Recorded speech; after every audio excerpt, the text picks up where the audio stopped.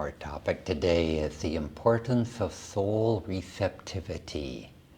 And Swamiji also writes on this topic, and he says, in the Bible, St. John said these words about Christ. All those who received him, to them he gave the power to become the sons of God. This was a passage Paramhansa Yogananda often quoted to his disciples. Be in tune, he would tell them. Delusion can't touch you if you will keep in tune. He once said, a few of you will fall, but it needn't be if you would stay in tune. Of a disciple who became highly advanced, even though she didn't meditate much, he said she got there by attunement. To one who found meditation difficult, he said, I will meditate for you as long as you stay in tune. Truth is a state of consciousness, not a well-worded definition. It is in that consciousness, above all, that our lives are transformed.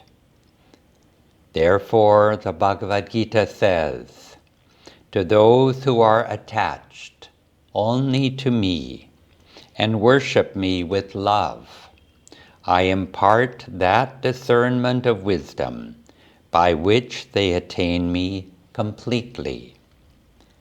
Out of pure compassion, out of the selfless gift of love, I, the Divine One who dwells in all, set alight in their hearts the blazing lamp of wisdom, which banishes their darkness of ignorance. Thus, through Holy Scripture, God has spoken to mankind.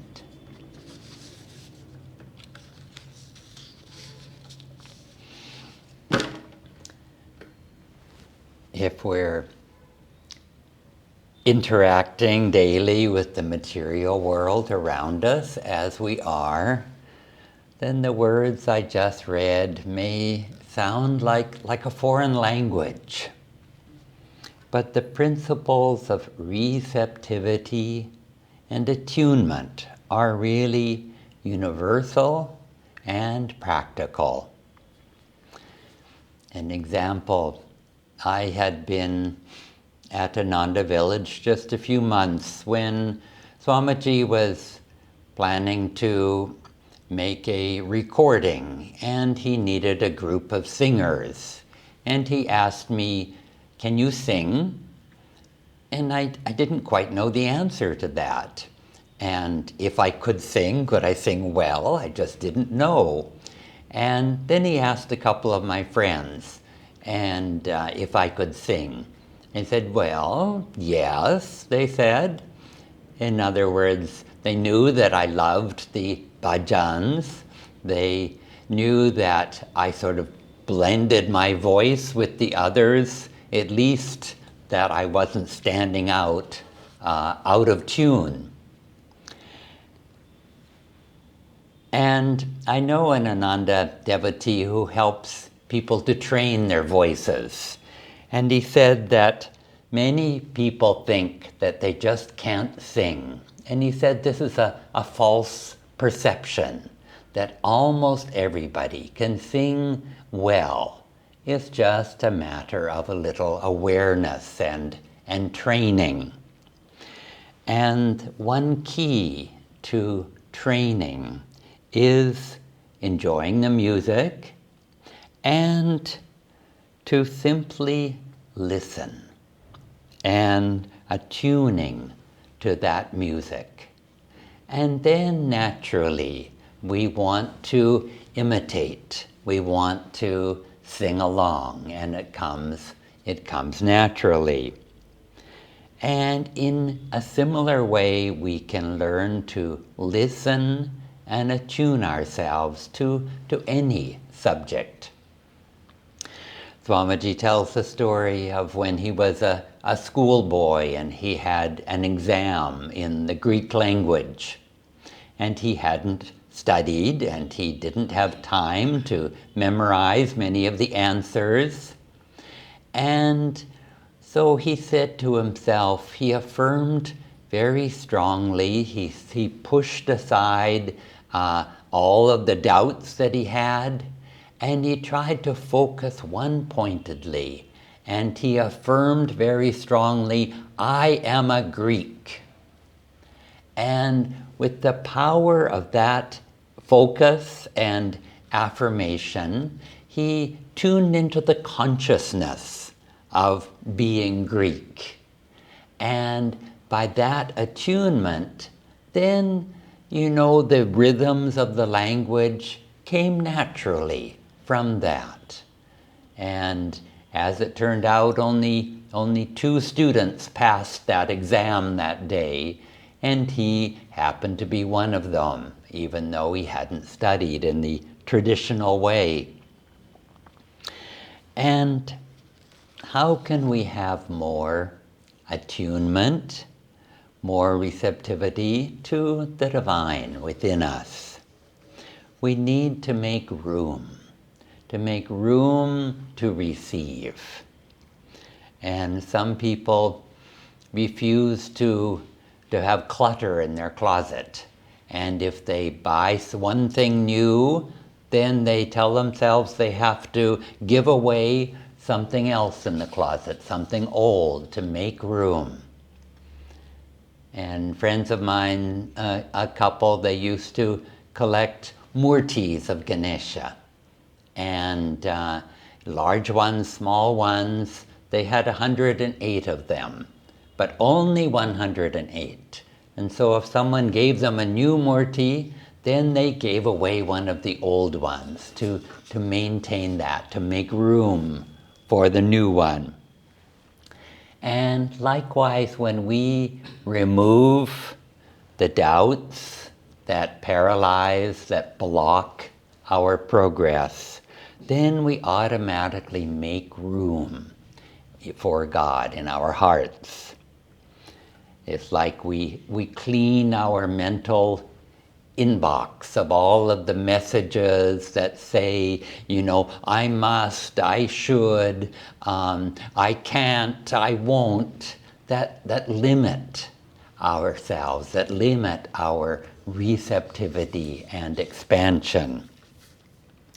And we remove the limits to our consciousness. We remove the consciousness of ego.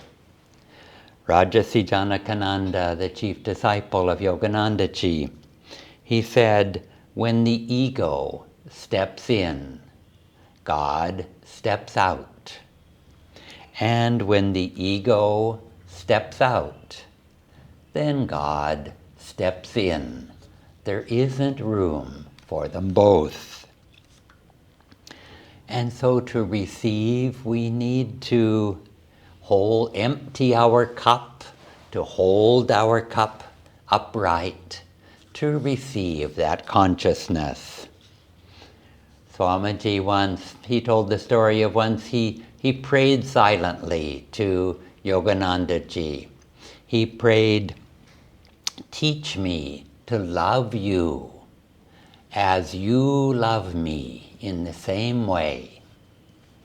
And the next time he saw Master said to him, how can a little cup hold the whole ocean? As we grow in our consciousness and our ability, we need to have a bigger cup.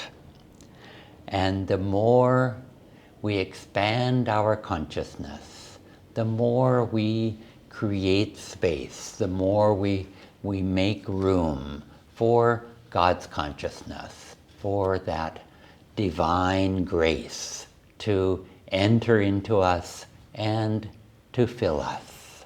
Keshava read that beautiful quote by Krishna about those who are attached only to me and who worship me with love. To them I will impart my grace, my love, my wisdom, my light. And again, that truth is reflected in the stories of our masters, of our teacher Swami Kriyananda, and each of our own lives as well.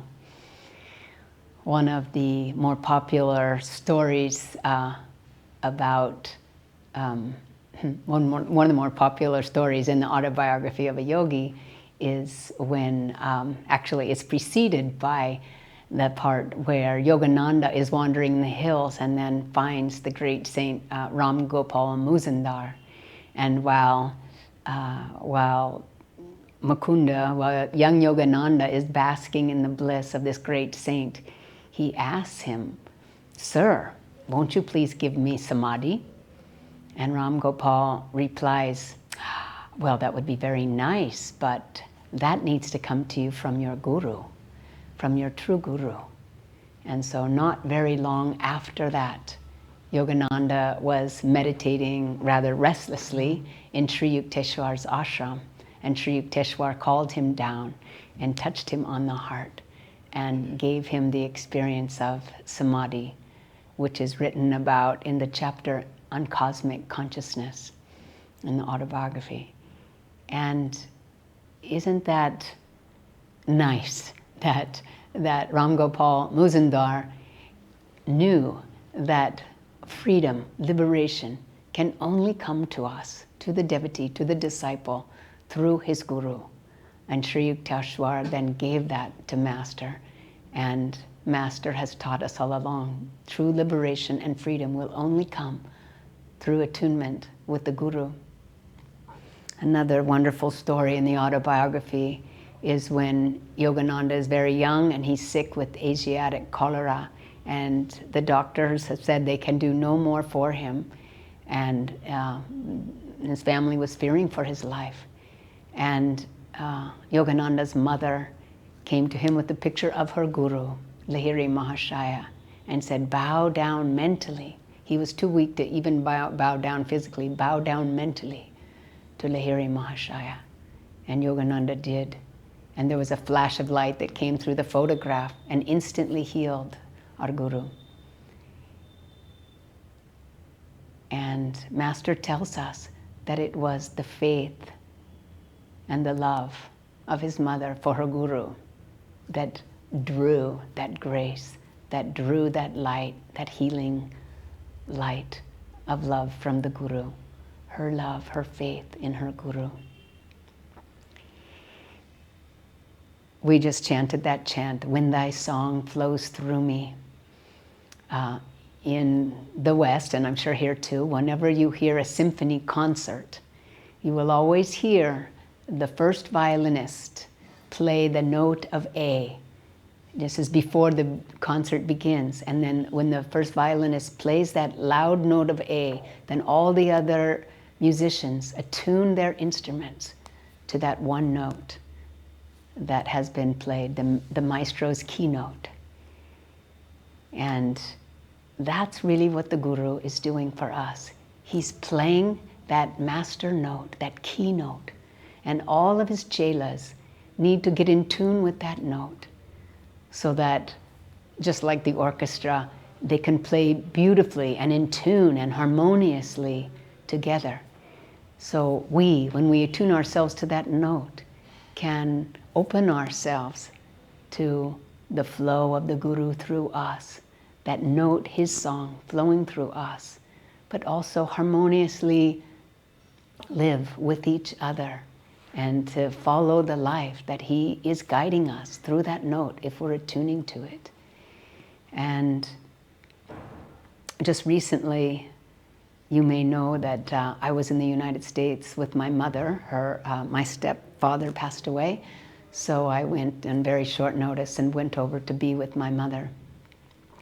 And I would like to say that I was following my guru's note the whole time, but there was some disharmony at different times with my mother.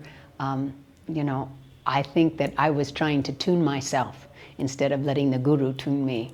And instruments don't do well when they try to tune themselves. And so I think I was playing disharmonious notes of, I want to be in charge, you should listen to me, I want to be in control of this situation, you should do this, you should do that. And my mother wasn't so happy about that attitude coming from me. And really, if we let the Guru flow through us, he will tune our heart. He will tune our thoughts, our perceptions of reality. He will tune our actions. And had I been letting him tune me all that time, I think there would have been more perfect harmony. When I first found the Guru, when I first found Ananda and first started meditating, my life was in disarray and also in disharmony, and God had stepped out, and definitely the ego was in. And after I took discipleship and started meditating, suddenly Master was able to guide my thoughts and perceptions, and my choices became so much better. And I tuned my life more and more into the will, the divine will of my Guru, and through him to Swamiji, to Ananda. And I was flowing in a harmonious, divine life.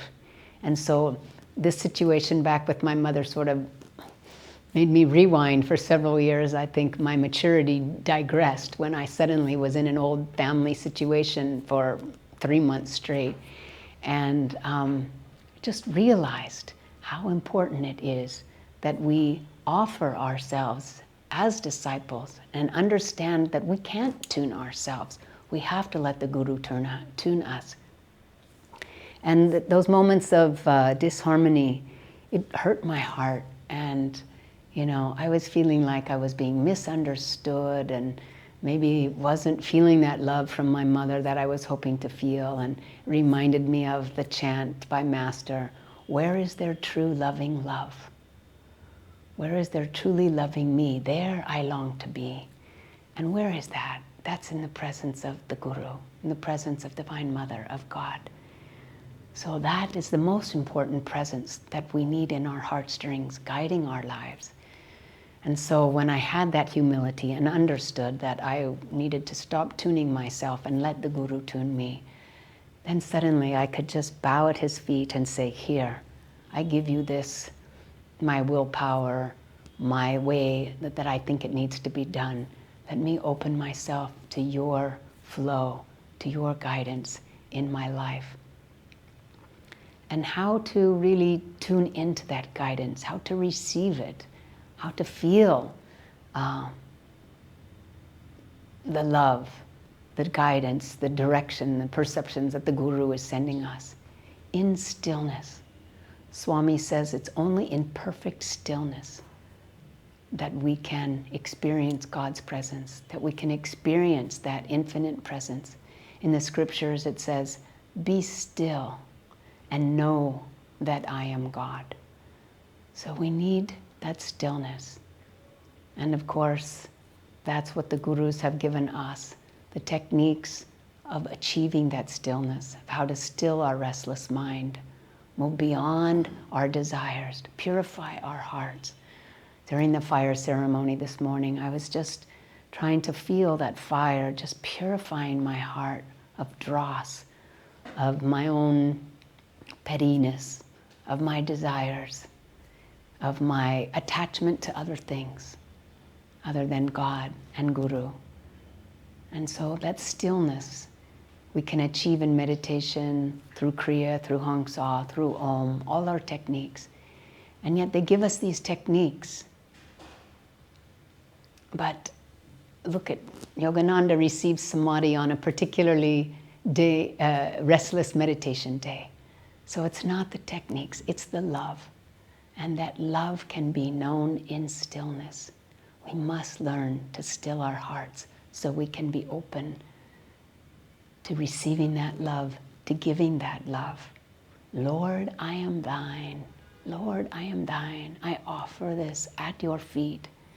Swami said we achieve that stillness also, that receptivity, through calm, determined self-giving.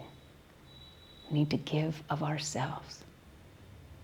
of our hearts, of our times, of our resources, of our love to God, to Guru, and then he can step in, enter, and take charge of our life. Yogananda said that techniques and devotion together, like mathematics, they cannot fail. So, just like Krishna said, offering a leaf of devotion. We may not be able to offer our whole hearts, but one step at a time. If not, offer me a leaf. Offer me your failures, but come to me and offer yourself. And that is sometimes the first step in our understanding, our complete offering of ourselves in love to God, to Krishna, to the Guru. Yogananda tells us that the spiritual path is 25% our self-effort, 25% the effort of the Guru on our behalf, and 50% the grace of God. And since God comes to us through the Guru, it's rather that 75% of God's grace and help is coming to us through the Guru, and 25% is our part. So 25%. Do the practices, meditate, get still, open our consciousness. In that stillness, as Keshava said, we can open the cup of our consciousness and receive the Guru's consciousness. The Guru's consciousness is infinite. We must expand the cup of our consciousness to receive him. So that's our 25%. Opening ourselves to receive his consciousness, to receive his love, to receive his will for us. When we know these images of Hanuman, Hanuman just opens his heart, and who is there? Only Rama, only Rama. So for us, we can just place our Guru in our heart so that if someone opens our heart, there's only the Guru. And the Guru is guiding our thoughts. He's guiding our perceptions. He's guiding what we give him. He's guiding our love. We are attuned to him. As Keshava also quoted, those who received him, to them gave he the power to become the sons and daughters of God. We want to become like Hanuman. We want to become like Master, open to receiving samadhi from his Guru. We want to become like the great ones. We must receive their consciousness. We must receive their love if we can give our love to them. Some of you may have seen this, I think it was a 2.5-minute video of Nayaswami Anandi, who was one of the founders of Ananda. There were many young people, including Keshava, Nayaswami's Jyotish and Devi, so many that came to help Swami Kriyananda found Ananda in the beginning of the 70s. And Nayaswami Ananda was one of them. Anandi was one of them also. And she told us in this short clip video, she said, don't focus on the times that you haven't given your life to God, that you haven't been thinking of him. Think of when you have loved God. Think of when you have loved him the most, or you have been most feeling the love of the Guru. And you feel that in your heart. Focus on those times. Because those are the times when we are feeling that oneness, that receptivity with them. And whether we bring that into our meditation, help me to feel that love again. Let me build on that love. Let me increase my love. Or whether it's at the very end of our lives,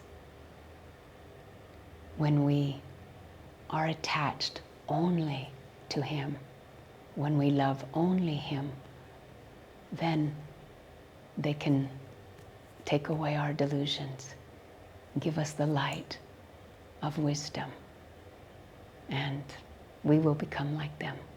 They can give us their grace and their love now and always. God bless you.